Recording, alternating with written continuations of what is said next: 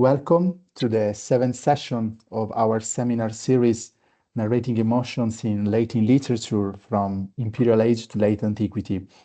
This series of meetings is organized by the Messina unit of the PRIN 2022 PATHOS project.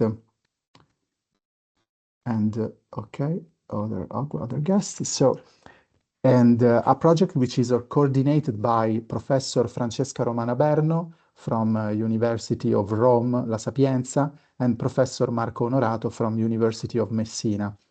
This evening, our frame of reference will be the culture and literature of the late Imperial and late Antique periods, and we will examine two complex passions, anger and fear. Our two speakers are Katharina OFT from the Friedrich-Alexander-Universität and Despina IOSIF from the college here in Athens. According to the format of our meeting, the papers will be presented back to back, and then we will have time for a discussion only at the end of both. I would like to thank our two speakers in advance and welcome them to our seminar series. And I now ask to Katharina OFT to take the floor and dedicate a few minutes to presenting herself and her research work before moving on to her paper for this evening. Thank you. Thank you. Can you hear me? Yes. Yes. Okay. Thank you. So thank you very much for the opportunity to speak here today and also for organizing the seminar series. I really learned a lot from the presentation so far. I hope to be able to make a small contribution myself. To my person, my name is Katharina OFT, as you already said, and I currently work as research assistant at the Friedrich-Alexander-Universität in Erlangen. This year, I submitted my dissertation on Claudian's Roman or Latin gigantomachy, and I tried to analyze the poem against the background of its literary tradition, especially of the motive gigantomachy in Greek and Roman literature, and also the works of Claudian, mainly his political poems. I also worked with narratological parameters for this work and also with concepts of closure, which is why I am really looking forward to broaden my perspective on this occasion and consider the special connection between emotions, in this case, wrath, anger, and narrativity in some of Claudian's poems. Yes, that's my introduction, and I will now share my presentation.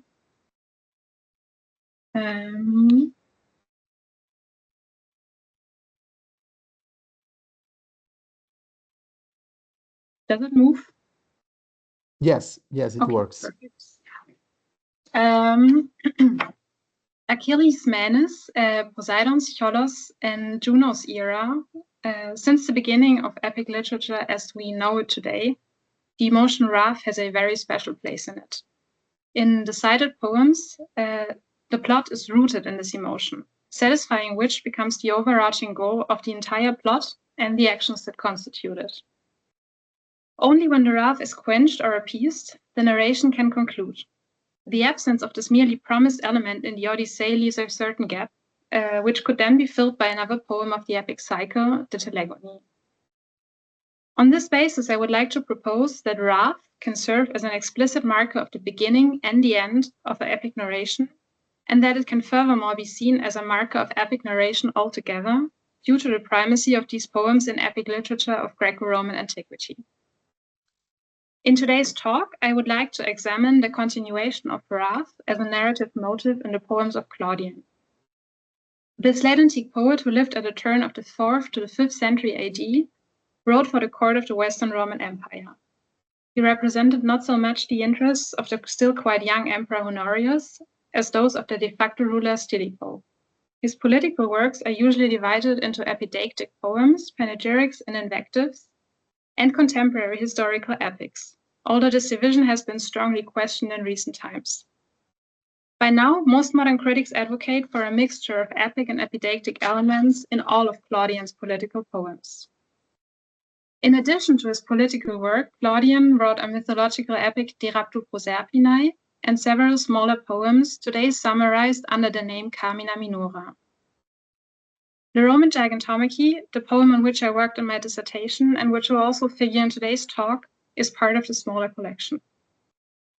As the seminar series deals with questions of narrativity, I would like to focus on the narrative aspects in Claudian's work and the corresponding narrative, that is, epic models, especially the aforementioned Homeric epics and Virgil's Aeneid.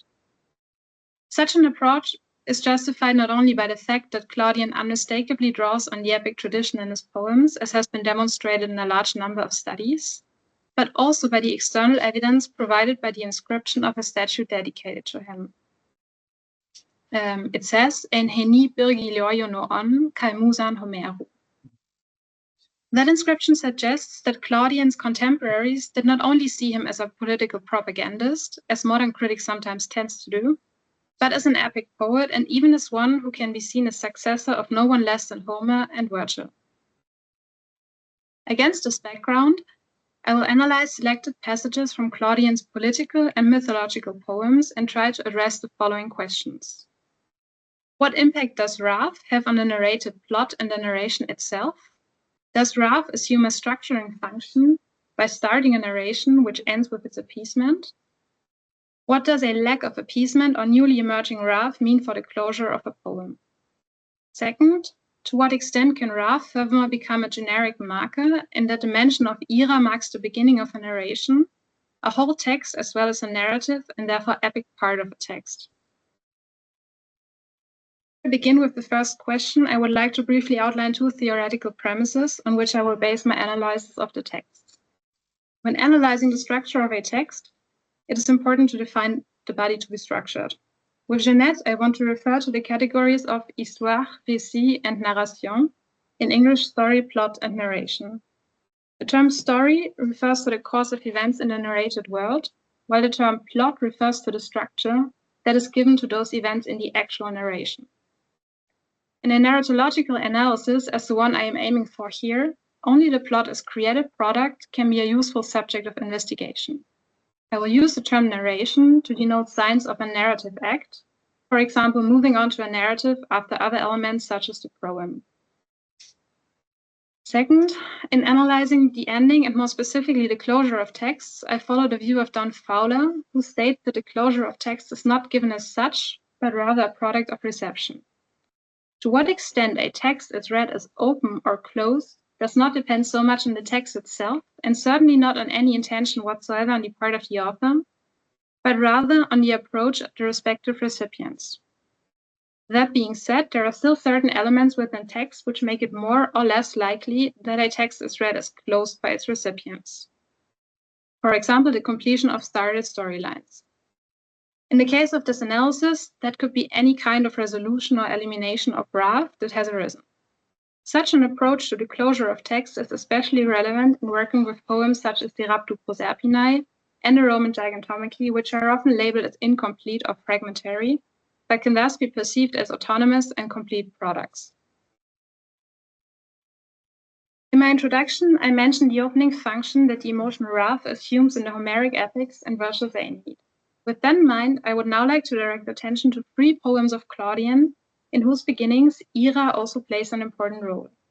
The Roman Gigantomachy, the mythological poem De Raptu Proserpinae, and the invective In Rufinum.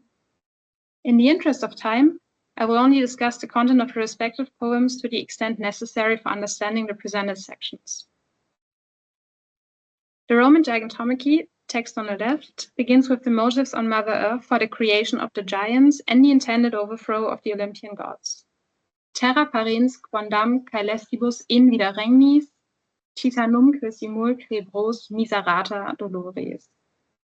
In addition to the two emotions named here, a few verses later in her speech to her sons the giants, Terra herself names a third emotion that underlies her action. Sentiet ille meas tandem Saturnius ira.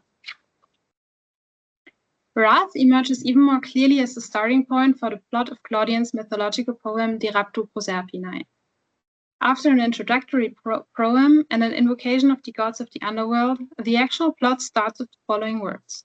dux erebi quondam, tumidas ex arset in iras, proelia moturus superis, quod solus egeret conubiis. Finally, in a very similar way, ira can become the driving force behind the plot in Claudian's political poems.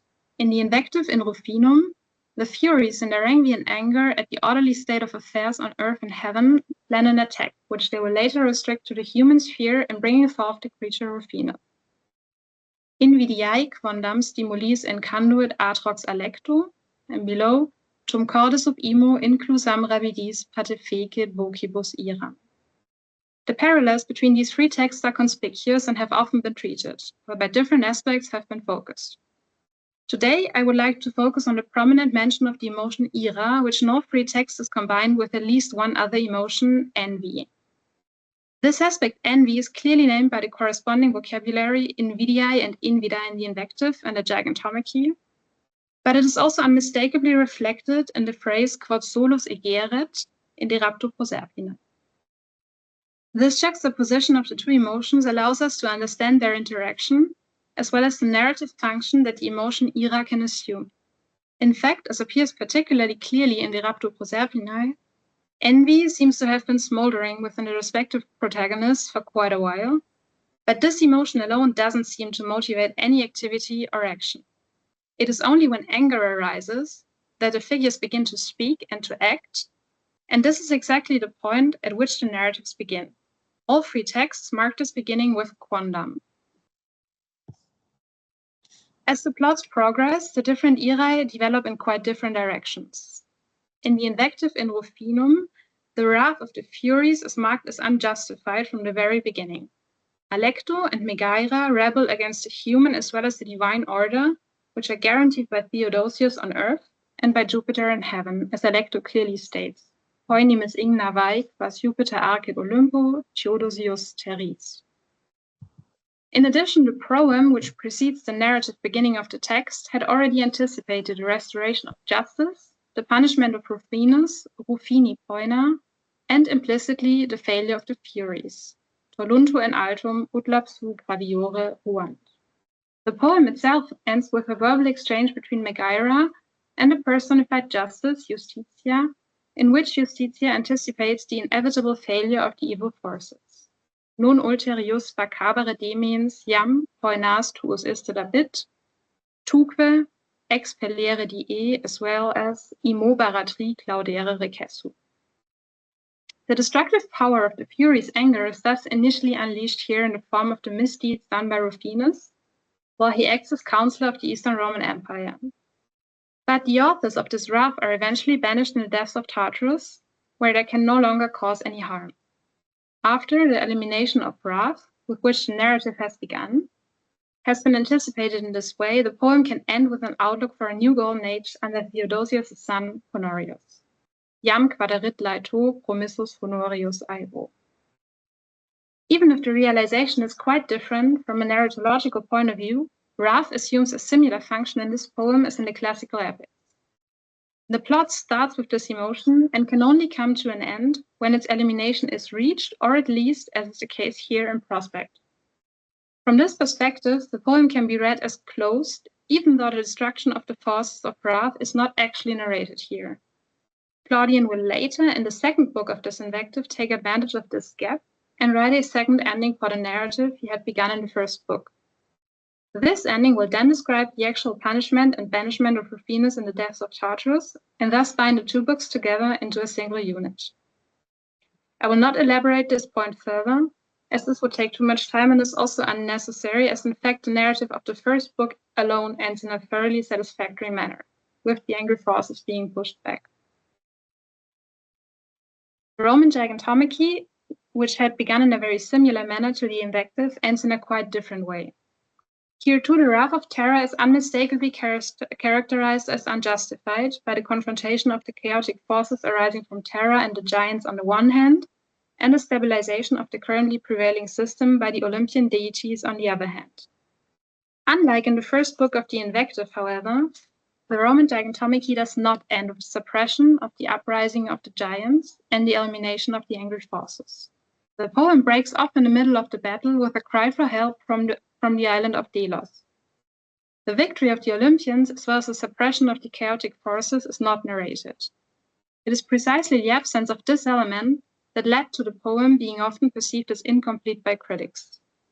I would just like to mention again briefly that it could of course be argued that the absence of appeasement in the case of the Roman gigantomachy could also simply be attributed to external reasons. Be it that part of the poem was lost in its transmission, or that the poet no longer had the time or the possibility to complete the text in its originally planned form. I myself have a different opinion on the ending on the text that I don't want to go into here, and it's not relevant for this analysis anyway. Relevant is only the impression that the text in its present form makes on the reader. And it is precisely in the confrontation of these two poems, the invective in Rufinum and the Roman gigantomachy, that we can see that an outburst of anger can open a plot, and that its resolution, whatever form it may take, can close it. The absence of such a resolution or suppression leads to the poem being perceived as incomplete.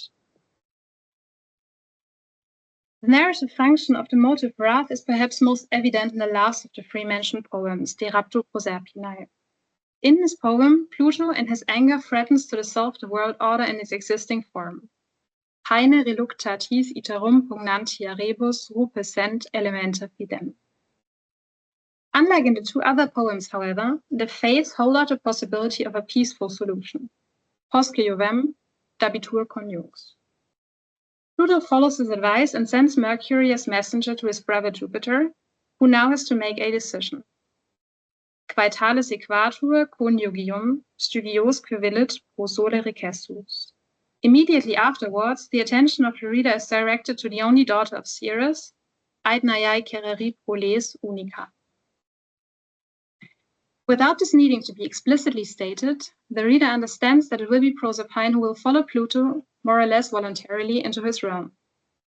When Ceres leaves Sicily, Jupiter recognizes the favorable opportunity and asks Venus to take care of the situation. I will skip the scene of the rape and the involvement of various deities in it, as well as the question of legitimacy, and go straight to the point that is central to this investigation. When Pluto is on his way to the underworld with Proserpine and sees her despair, his state of mind changes. Talibus ille ferox dictis fletuque decoru vincitur, et primi suspiria sentit amores. This appeasement, of course, doesn't lead to a change in his plans or even the release of Proserpine into her old life and freedom. The young goddess will have to adapt to the new circumstances and find peace with it. Overall, the girl and her feelings and wishes play a minor role in the poem. She is surprised that Jupiter is willing to pay for peace and maintaining the existing order of the world. And at least at first, he seems to be successful. Pluto's wrath has dissipated, as further excerpts from the second book indicate. We find Meteor, Serenus, Facilipassus, Moles Cererisu, and Dissimilis Cresui. But the story, as well as Claudian's narration, doesn't end on this note. Rather, the paradox idyll of the underground wedding is followed by a gathering of the gods in Book 3, at which Jupiter explains his greater plan behind the events. After the Golden Age under his father Saturnus, during which humans lived in abundance, he himself had ruled with a firmer hand. At the request of the personified nature, he now is willing to show mildness. And this change shall be realized by Ceres, the goddess who had been robbed of her daughter. Anyone who will stand in the way of the planned course of events by betraying Ceres the kidnapper will face the wrath of the father of the gods. Quod si quis cereri, raptorem prodere divum audeat, sentiet iratam, ocul agida. Jupiter deliberately calculates with the pain, luctus, of the left mother and her reaction of gratefulness, laetata, after she has finally found her daughter again. And indeed, grief and pain is the first reaction of Ceres when she finds her home destroyed and without her beloved daughter. Suspiria and dolor. But after Electra has told her what had actually happened, including the involvement of the Olympian gods, the goddess's constitution changes in a way that Jupiter may have less anticipated. We now find furiato pectore, iram bacatur. Also, in the further course of the narrative, the emotions of the mother change between wrath and pain and despair, but ultimately anger seems to prevail. As Ceres sets out to search for her daughter, She walks through a grove consecrated to Jupiter and cannot even be appeased by this sacred place, but is instead further incited. Accendito ultro religione loci, vibrat quem festa securem, ipse etiam petit ira juvem. Here the conjecture of Scaliger, petit ira, would fit my interpretation particularly well, but also petitura and peritura, which are transmitted by the majority of manuscripts, make abundantly clear that Ceres is angry and in her anger ready even to attack the father of the gods. Her inherent destructive force is also illustrated by other elements, as a comparison of the torches lighted at the fire of Mount Etna with the horses of Phaeton, who is a destructive force in Claudian. And so the epic ends after her last emotional speech of Ceres with her departure to search for her daughter. Again, the goddess is torn between the emotions of grief and anger.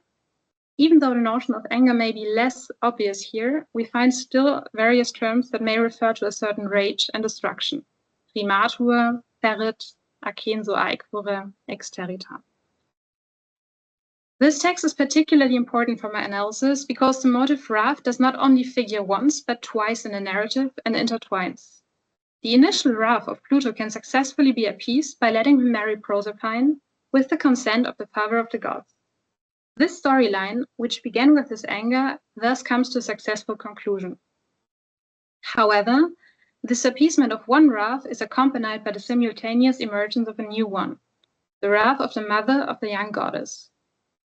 This wrath is once again associated with a destructive power and a threat for which the narration itself does not offer a solution. Of course, the educated reader knows from his prior knowledge, as well as from the proem of the first book and the cited speech of Jupiter at the gathering of the gods in Book 3, how the story is supposed to end. But the plot itself ends with a report of a wrath that neither the father of the gods had foreseen in this form, nor the proem had hinted at. We have Anxia in the proem, we had Luctus in the speech of Jupiter, but in neither of the two places we find any mention of wrath or anger. This sudden and unforeseen emergence of wrath makes a peaceful resolution of the overall events within the narrative less certain than one might initially assume. It is precisely this sustained tension that makes the text particularly attractive in its preserved form. The poem is not satisfied with retelling an already well-known myth, but presents a tension which is not resolved at the end. Jupiter's decision to sacrifice Proserpine is thus called into question, not only morally, this also happens within the text throughout other signals, but also in its cold calculation. In fact, the world order that Jupiter wanted to secure at this price does not appear to be definitely secured, but only to be threatened from a different direction. The associated questions regarding morality, ways of governance, etc. have already been addressed in research, but as far as I know, the focus has never been placed on the narrative element wrath, ira, which allows the narrative to be almost deliberately opened up at the end, at least from a receptive point of view. To conclude, I would like to briefly address the second question raised at the outset and examine the possible function of the emotion wrath as a generic marker. As already mentioned, the generic classification of Claudian's poems poses certain difficulties. This question has been abundantly discussed concerning the political poems, in which, as I already said, most modern critics agree to see a mixture of epic and epidactic elements. The mythological poems of Claudian are usually described as epic. However, there is sometimes hesitation, especially in the case of the Roman Gigantomachy, but occasionally also in a much more extensive De Raptu Proserpinae, to describe the works as epics per se, and terms such as epyllion, smaller epic, etc. are used instead. Of course, I cannot discuss the genre of the individual works or even of Claudian's oeuvre as a whole, but I do want to point out that the mention of ira in the narrative function outlined in my presentation could maybe also function as a generic marker for whole poems, as well as for more narrative and therefore epic passages. The three poems presented here could be cited as examples of whole poems. Could maybe also add the beginning of the first book of Claudian's second invective, In Eutropium,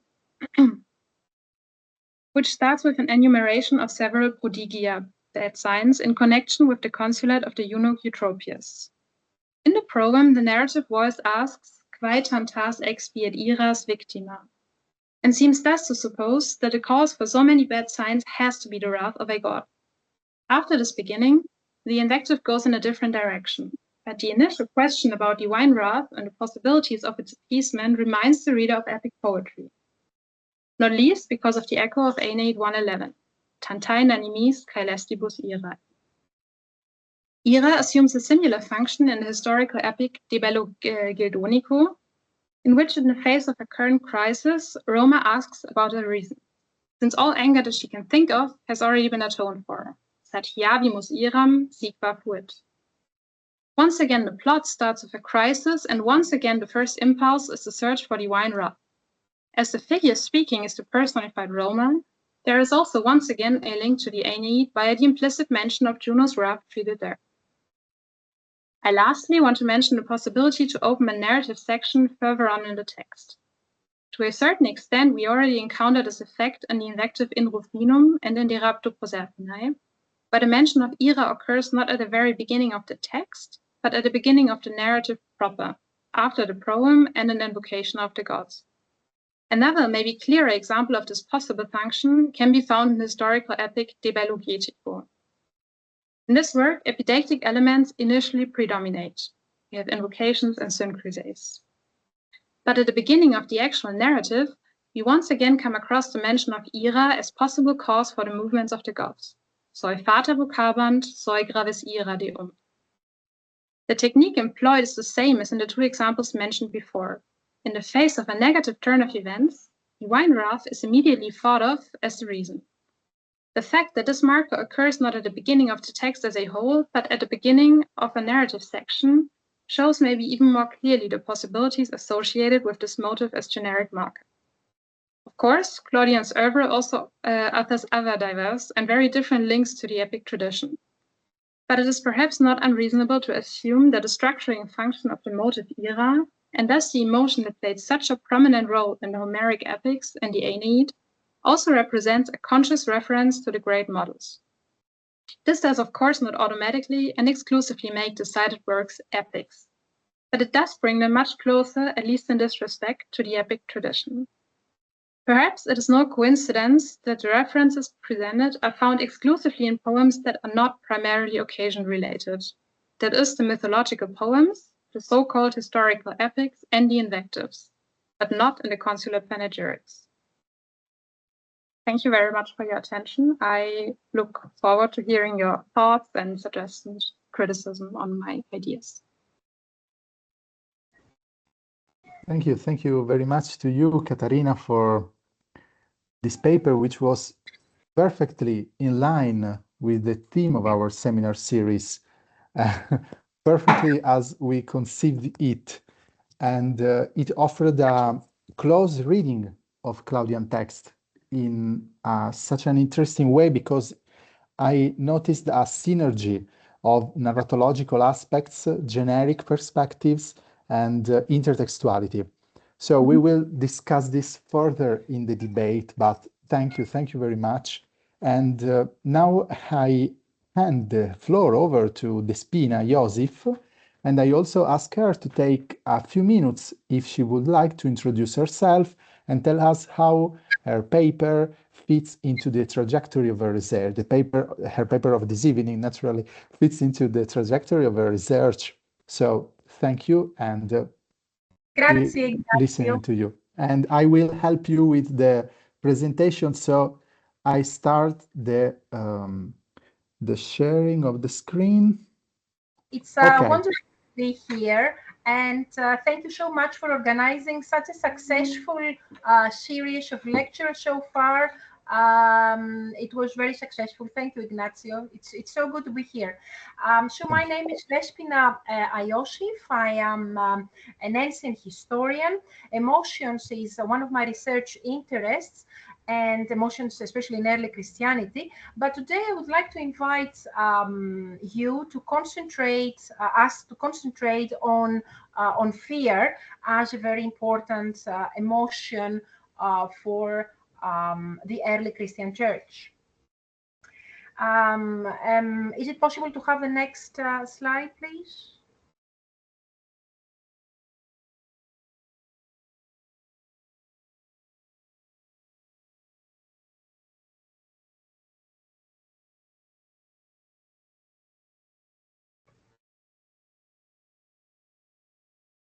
Is it possible to have? Yes. Grazie, Yeah, grazie. sorry, Despina, I Yes. encountered a problem in the sharing of the screen, but okay. Okay, does it work? Yes, yes, I can see it, and I think the rest also, yes. Thank you, thank you. So it was recently David Beckham had a new tattoo of allegedly Caligula's favorite motto,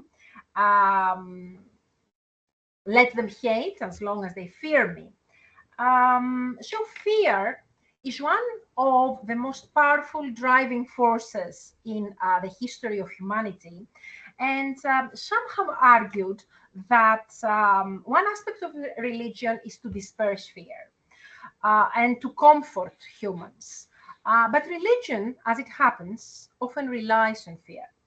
But I want to reassure you, and if I can have the next slide, please, that it was a scholar and not Beckham that inspired me to consider in my talk today the role that fear played in early Christianity, and to what extent fear of a deity was normalized in the Mediterranean world before the advent of Christianity. Se è possibile, posso avere il prossimo? So it was these two statements from the book Fear, Culture and History. Fear was the rock upon which Christ built his church, and fear is a social enaction. It's about the distribution of power. In their writings and speeches, a number of early Christian leaders insisted that a follower of Jesus feels fear, as if fear was an intrinsic part of the early Christian emotional regime and an emblem of Christian identity. But fear towards whom or what? First and foremost, it was expected that Christians fear God. In fact, to such an extent that believers were sometimes even instructed to fear the lack of fear of God. Often fear in the form of loyalty was encouraged to those socially superior, i.e. Earthly power, to slave owners by their slaves, to husbands by their wives. My talk will investigate the term fear of God, and we'll explore what the fear of a deity did entail and how the emotion of fear affected religiosity in the Greco-Roman world and early Christianity. After all, it seems that the more devout people were in antiquity, the more intense the fear they were expected to have for divine power. The term God-fearers was used first by Jewish and afterwards by Christian communities to signify sympathizers to their cause, those open to monotheistic ideas, willing to mingle with them and listen to their stories. The God-fearers, and if I can have the next slide, please. So the God-fearers have attracted much attention in recent decades, but the term fear of God has not. And my talk today will concentrate on that. To contextualize and to compare with early Christian forms of fear, I will invite us to look at the use of fear in pagan contexts. And I will suggest, and if I can have the next slide, please, I will suggest, this will be my thesis, as you will see in the next slide. So I will suggest that the early Christian use of fear was remarkable in the following aspects.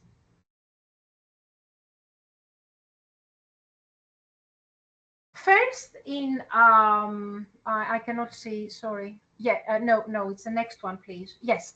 So in the form of fear, astonishment. Fear was used in early Christian stories to indicate the proper and idealized response to miracles.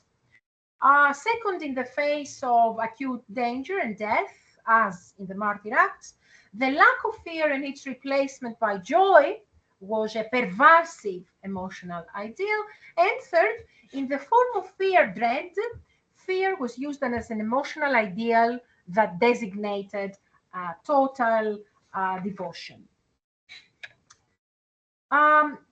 So let us now turn briefly fear in the pagan world before the advent of Christianity. So fear was already an important component of religious devotion in antiquity. The veneration of deities in the pagan world before the advent of Christianity was expected to affect not only the mind, but also the physical body, to involve the senses, and to install the emotion of fear in human hearts.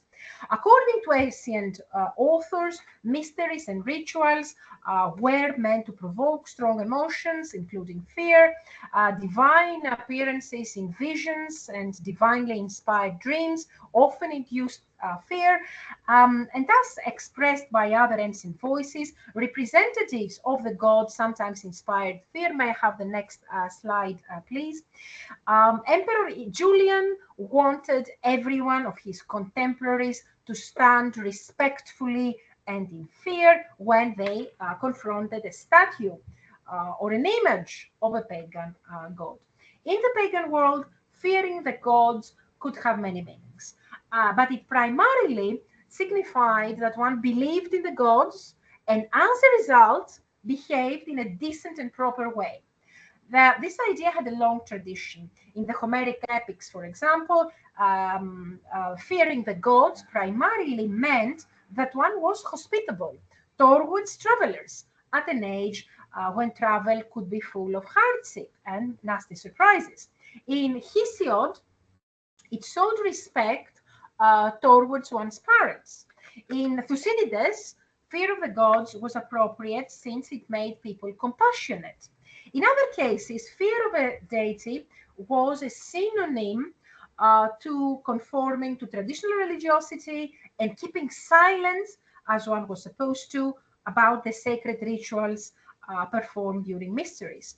Not fearing the gods appeared in many ancient lists of despicable human qualities, like the one Lysias enumerated in Against Diogeton, which also included having no regard for family, having no mercy, and prioritizing money. And if I can have the next slide, please.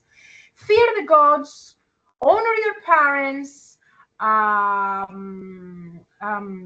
respect your friends, obey the laws were the values that Isocrates and most people in antiquity admired. Fear of the gods was habitually perceived as guarantee that people were civil, unlike wild beasts, as Isocrates put it in his oration Vusilis. A widely endorsed sentiment was that fear of the gods was anticipated, as it was the equivalent of believing in divine existence. This sentiment circulated as late as the middle of the 3rd century CE, as far as we can judge from the words, and if I can have the words in the next slide, please. So as far as we can judge from the words attributed to the Roman governor Aemilianus in the martyrdom of Fructuosus and companions. Aemilianus was not proposing a novelty when he, in the arena of Catalonia, while pointing to the statues of pagan gods, spoke, allegedly or for real, as follows: "These are to be obeyed, this feared, this adored." In his futile effort to convince some stubborn and impertinent Christians, Christian confessors, to come to their senses, conform to traditional religiosity, and sacrifice to the pagan gods. Aemilianus was only sharing his frustration when he pointed out to everyone present, and not just the prisoners, but also to their onlookers, how imperative it was to be devoted to the traditional gods, i.e., to fear them, as it was something owed to them in most segments of society. And I say in most segments of society because no world is uniform. And in antiquity, fear of the gods was nevertheless not always desirable. In some of the surviving ancient sources, which preserve pagan upper-class mindsets, a critique against the idea that the deities deserve to be feared is evident. Contrary to popular mentality, there was a tendency within ancient aristocratic philosophical circles to understand fear as an emotion that should not make people proud, that needed to be suppressed as it was associated mostly with inferior beings and was used to control inferior beings, the lower ignorant classes, women, children, slaves, and barbarians. The emotion of fear in the pagan world seems to have been primarily connected with social class, ethnicity, power, value, and superiority. Fear, as we will see right next, was an emotion almost unanimously prized in monotheistic devotion, but in the pagan world, it was sometimes described by certain intellectuals who belonged to the elite as a brilliant manipulation tool and a safe instrument to power, especially the fear of God. Let us now turn our attention to early Christianity. So Christianity interacted with the popular pagan idea already in circulation, as we saw, of the necessity of fearing the divine as an undeniable proof of devotion, and emphasized, expanded, and spread fear of God in new ways. The new religion tried to change established notion of fear and to render the emotion of fear as an experience that was not only private. Christianity promoted the new teaching, do not fear what other people normally fear, or at least admire the ones who do, as a way to ensure group cohesion for their members.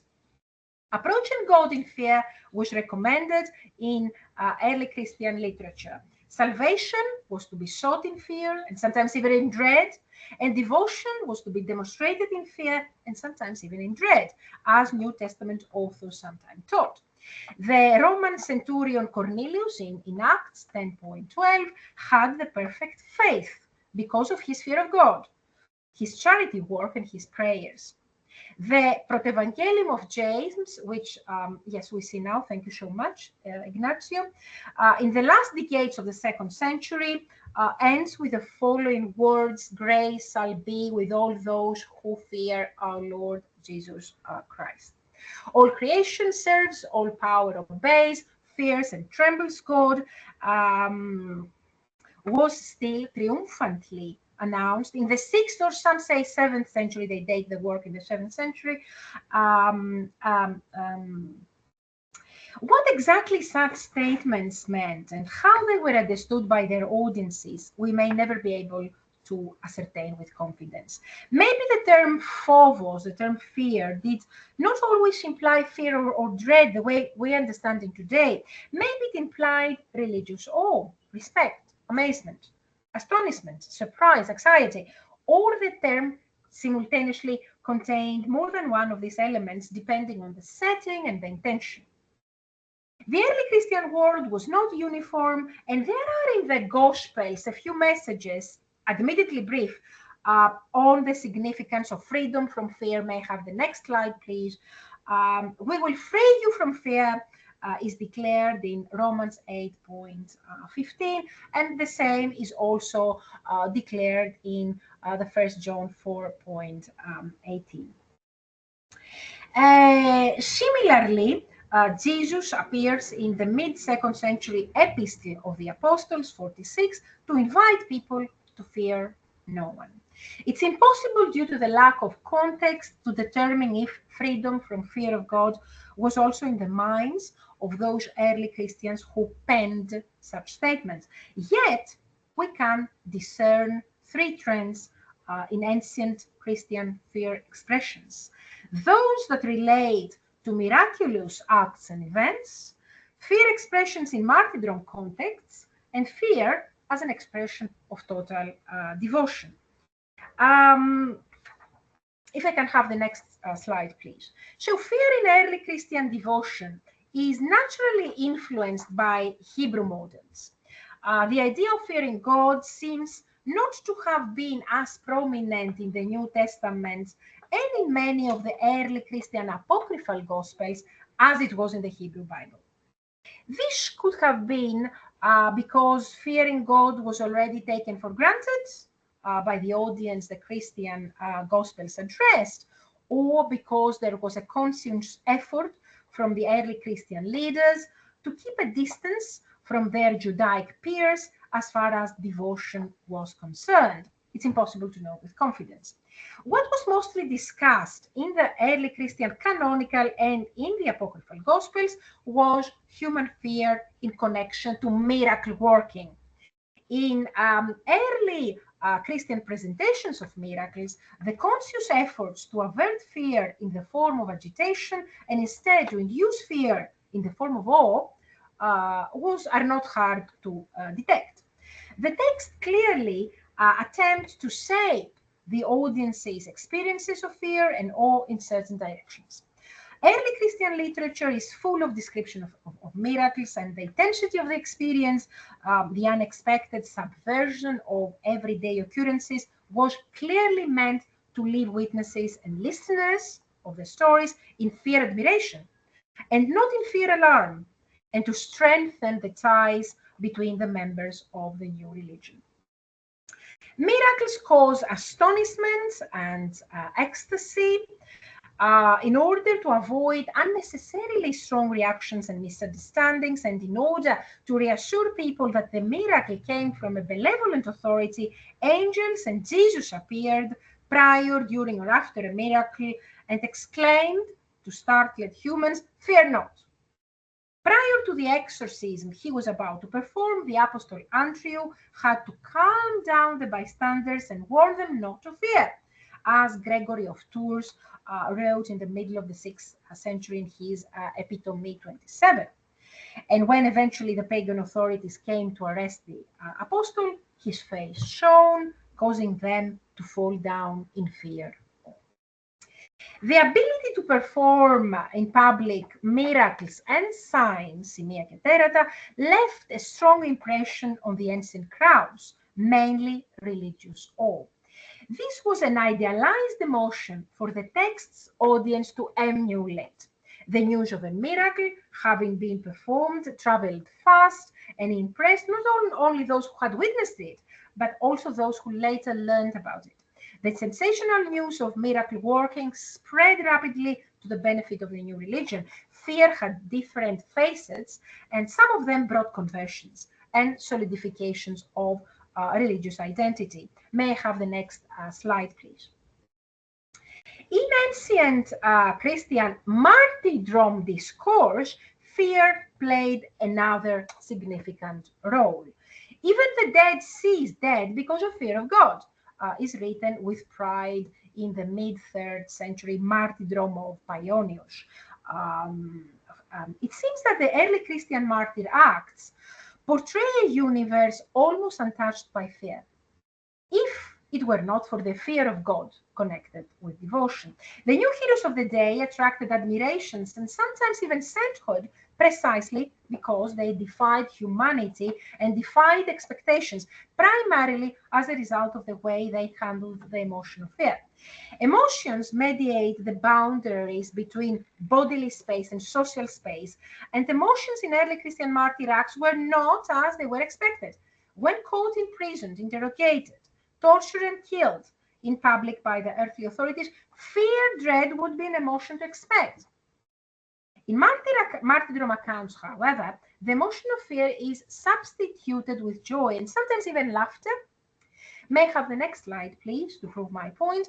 Early in the 3rd century in Carthage, Perpetua and her comrades walked to their deaths cheerfully, with calm faces, trembling with joy and not with fear. Flavian, in the middle of the 3rd century in Carthage, is simply overjoyed to die for Christ. The confessor F. Plus, early in the 4th century in Catania, approaches his martyrdom in high spirits. The aspiring martyrs, allegedly with shocking defiance, confront humiliation and physical and verbal harassment, not only by the appointed authorities, but even by bystanders. Can I have the next slide, please? Conon in a fictional account, which nevertheless is useful for our discussion since it carries ancient expectations and speaks of emotional ideals, addresses in the middle of the 3rd century at Carmena earthly pagan power with the following words: "You got it wrong, sir. You think you can terrify me with threats of torture? No way, ain't gonna happen." I will perhaps omit the next examples that I have included in this PowerPoint. Perhaps we can turn to the next slide, please, Ignazio, se possibile. So what seems to have primarily guided and motivated Christian confessors and shaped their public behavior was the fear of God as an emotional idea. But also, as shown in the previous slide, the replacement of an expected fear of torture, pain, and death with joy in situations of danger and death. The Martyr Acts make it entirely clear that what gave the confessors fearlessness, aphobia, tromia, and what made them a model of total devotion towards God was fear of God. Timore divino, ebeplismeni phobou Theou, deum timent, as we see the last things in this PowerPoint.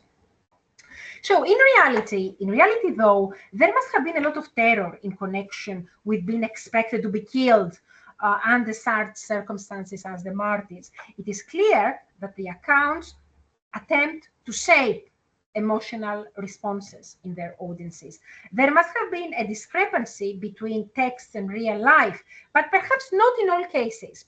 Neuroscience, and if I can have the next slide, please. Neuroscience explains how in cases of extreme pain, it's perfectly possible for the body unexpectedly and amazingly to feel no fear and no sense of pain, and fear and pain to be replaced by a state of reverie. Viewing the body and mind as separate and distinct is erroneous. So historians traditionally and regrettably do not follow the developments in neuroscience in order to gain a better understanding of and to grasp human experience. And neuroscience, it's such a pity because neuroscience has tremendously recently made tremendously astonishing breakthroughs in understanding human emotions and the detailed mechanism by which they are produced in the brain. And I have an example dossier here, which has been tremendously helpful for me in order to understand early Christian fear. So let me turn to the next to the next slide, please. Se possibile, Ignazio. Yes. So although the role models of ascetics and monks were the martyrs, in the life of Anthony 46, for example, it is explained how martyrs impress ascetics and monks primarily because of their lack of fear, aphobon, and their spudi, their zeal. Contrary to the martyr acts, the desert universe is touched by fear, mainly fear of sin, but also of robbers. At the same time, ascetics and monks did not share, according to their biographers, the common fears and apprehensions of their contemporaries. The average person at the time, but not the Christian heroes, would fear human needs, hardship, death, wild animals, and last but not least, demons.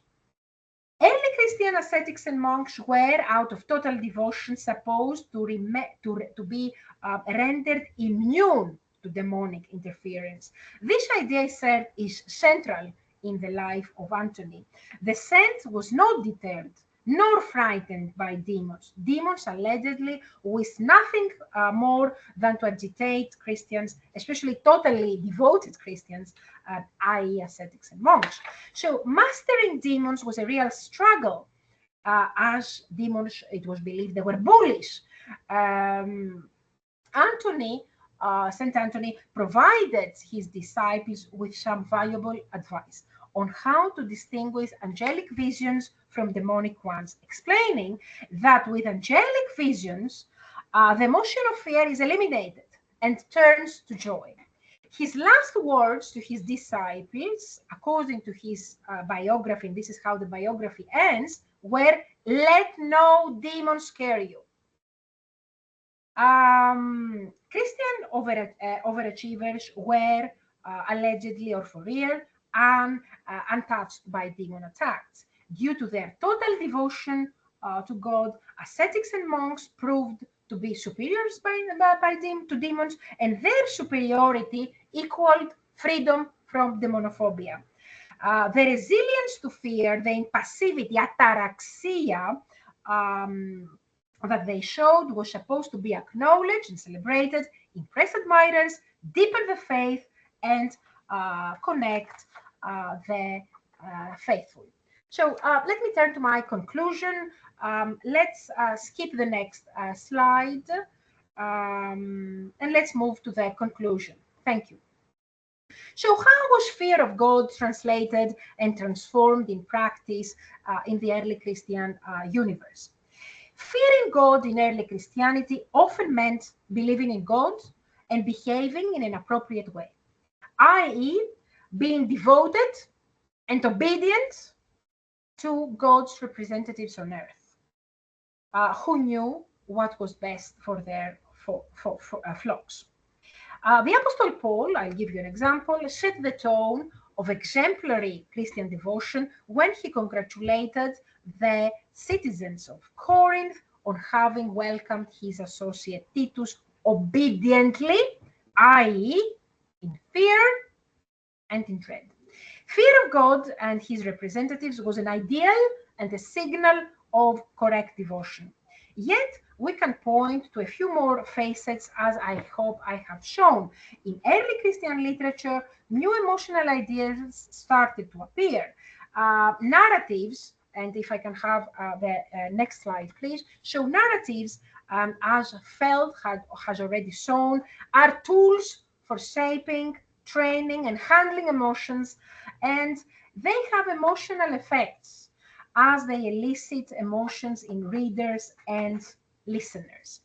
A number of early Christian leaders tried with their writings and their sermons to establish countercultural beliefs on fear. What distinguished, or was supposed to distinguish, a Christian from a pagan was, among other things, how they evaluated fear. And what distinguished, or was supposed to distinguish, a totally devout Christian, i.e. a saint, from an ordinary Christian had again to do with the handling of the emotion of fear. Fear was crucial in the early Christian self-understanding and an important identity marker for the early Christian followers. Fear played an essential part in emotional stimulation and assimilation. Fear was promoted as a type of total devotion, which secured the commitments of the people, cultivated emotions, activated emotional commitments, mobilized audiences towards total devotion, trained devotees, and proved totally loyal relationships to God. As far as the early Christian universe was concerned, fear of God seems to have been compelling in more ways than one. Grazie.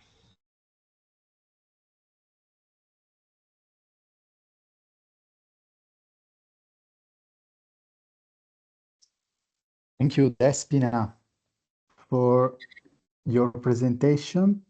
Okay, now I stop the sharing of the screen, but because I cannot be in two places at the same time, sharing and, and standing here, but it was a depth work that showed us the characteristics and the characteristics, including the contradictory ones of an authentic anthropology of fear, maybe in the first century of the Christian experience. So thank you very much. And I think that these aspects will continue for a long time, and maybe we can speak about that in the discussion.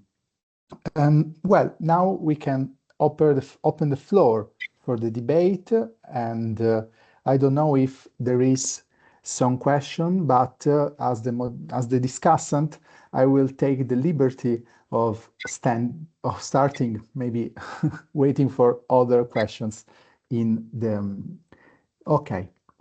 Well, I could start from the first paper, and I find it really convincing to the hypothesis that the reactivation of a classical literary emotion like wrath serves to legitimize themes and characters of late antiquity, placing contemporary events within an heroic and timeless framework. And at the same time, Katharina, I wanted to ask you, can we therefore think that the representation of emotions like wrath, in this case, helps Claudian legitimize at the same time his role as an epic poet? So moving from the idea of a generic perspective that you talked about.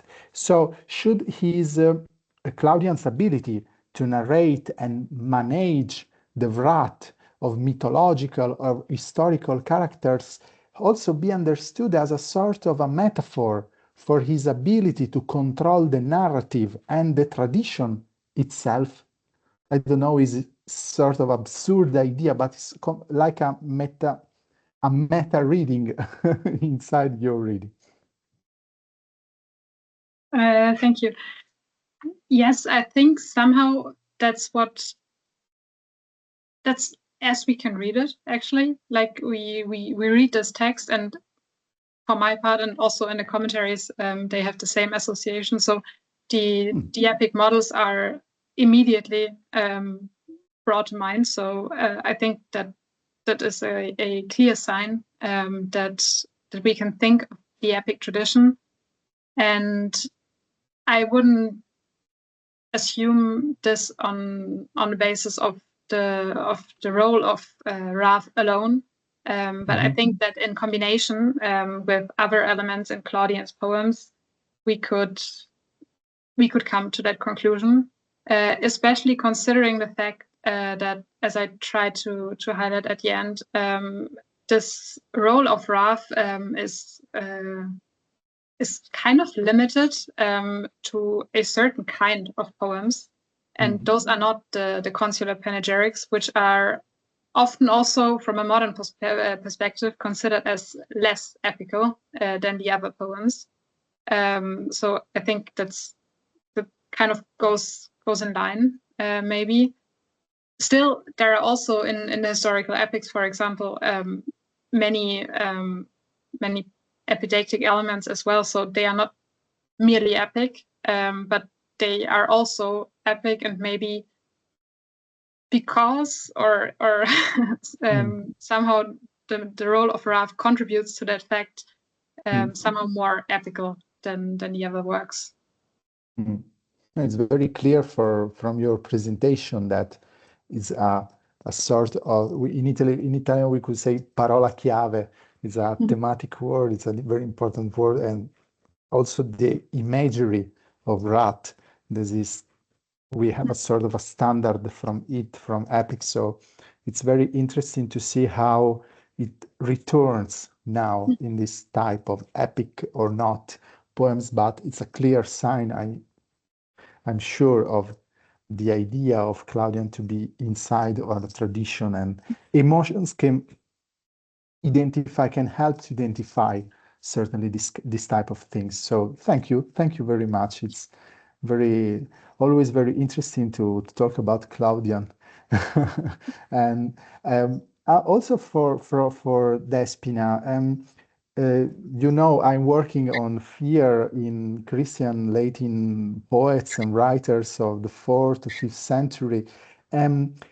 It's particularly interesting, this sort of dynamic of divine fear. While one must fear God, at the same time, love for God simultaneously drives out all the other fears. And this is a dialectic we can also find in Paulinus of Nola, faced with the invasion of Alaric's Goths. Paulinus reworks the meaning of metus hostilis in a Christian key. The fear of the barbarians is in fact sent by God to hallow Christians to realize their own lack of fear for God.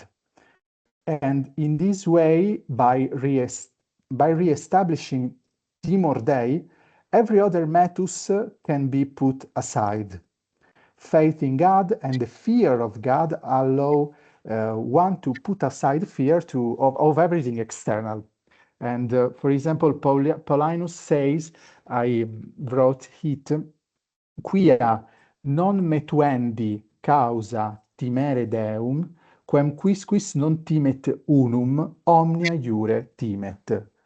And in the case of Paulinus, we cannot but think of a strong influence of rhetoric in passage like this, but at the same time, in general terms, can we see in your opinion, can we see the cultivation of a specific kind of fear for God as a form of emotional discipline? Maybe you went near to this in your presentation. Was this sort of a divine fear also as an active practice, a mental exercise, a spiritual exercise that believers were expected to cultivate in order to gain control over the emotions in general? So fear of God like an example of how to be controlled. And because it's interesting, fearing God, and you cannot fear everything else. I don't know if I'm on the point. Yes, you made very, very important remarks, Ignazio. So I don't have many things to add, but it surprised me how common the fear of God is in early Christian discourse, and it is part of the early Christian identity. This is how it was handled by the early Christian leaders, that it's part of the identity. You have to fear God. But how this is explained and how it was understood, there are many interpretations according to who is talking. And it's not always clear what the authors have in mind, or what the audience, when they heard this or read this, understood. So we cannot be certain, but it's definitely pervasive, and it's definitely part of the early Christian identity to fear God.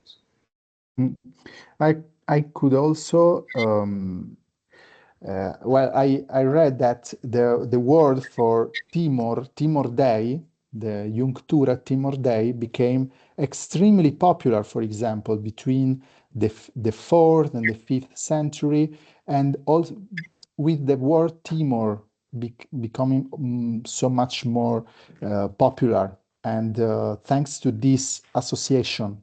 It's very, very important also in later times of this culture. So thank you very much, and I open up to other questions. Any other questions?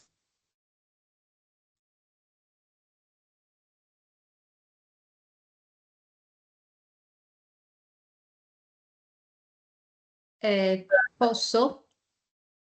Certo, Anita. Okay. I have a question for Katharina OFT. Do you think that Claudian uses a different way of representing anger in historical characters and mythological characters?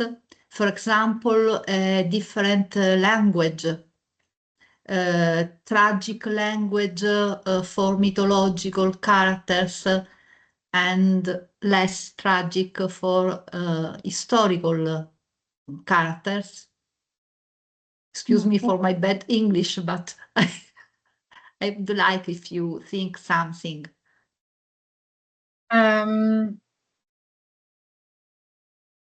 It's actually difficult to compare, I think, because the De Rapto Proserpinae is so much more detailed than the other narratives. So it's already difficult to compare with the Gigantomachy, in which Terra really just like figures at the beginning and then somehow in the middle, but then she doesn't appear anywhere else. Whereas in De Rapto Proserpinae, the anger of Ceres is explained in a really detailed way. So it's tragic because it's also mixed with other feelings. So this really has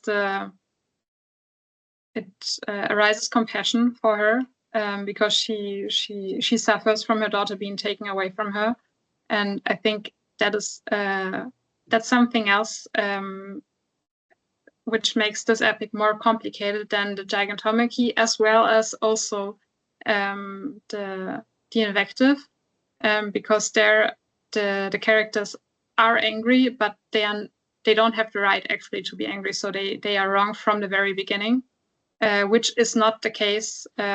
Actually, not even for Pluto, because you can somehow also understand why he would be upset. Also, even though he doesn't maybe act in the right way afterwards, but his motives are explained in a more human way, which is not the case for the other poems. So I think that's maybe the most tragic work, in that Ceres also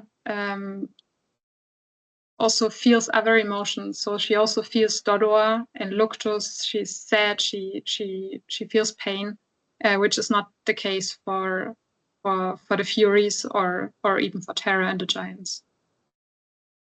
Thank you. Other questions?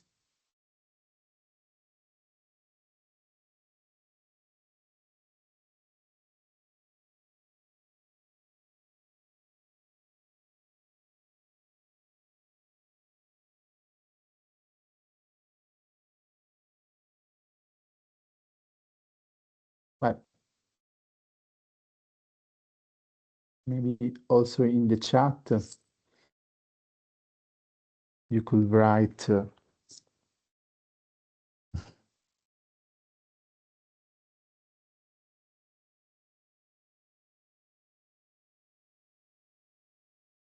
well, if there isn't any question, I'm sure that also who will rewatch the registration of this meeting, who could send an email to the speakers of this evening to ask something new, because if it's okay, the recordings of the meetings are gradually being published on YouTube, and this will be also too. So if there aren't questions, I think that we can conclude the series of seminar, not only this appointment from today, and a series of seminar which began at the end of May. And we can conclude by thanking all the participants and attendees from today, but also from the past few months. And as part of the events related to the PRIN PATHOS project, I would also like to bring your attention to two study days in Rome on pleasure and pain in Latin literature, scheduled for October the 8th and 9th, as well as the final conference on PATHOS, the Paths of the Soul, which will take place in Messina on November the 19th and the 20th. So for any information, you can always write to me at the always well-known email address. And so thank you very much, and in particular to our speakers, and have a good evening. Grazie. Grazie a tutti. You. Grazie, arrivederci. A presto, grazie a tutti.